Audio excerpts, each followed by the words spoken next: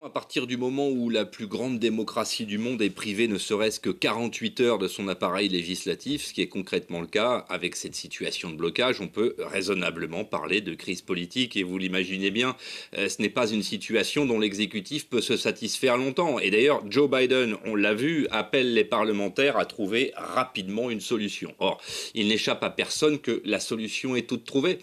Kevin McCarthy a reçu l'investiture du Parti républicain pour se porter candidat au perchoir de la Chambre basse. On comprend très bien que ce petit groupe de parlementaires ultra-conservateurs, qui se fait d'ailleurs appeler le caucus de la liberté en toute simplicité, cherche d'abord une tribune. Kevin McCarthy est un personnage beaucoup trop consensuel pour susciter un tel rejet en réalité.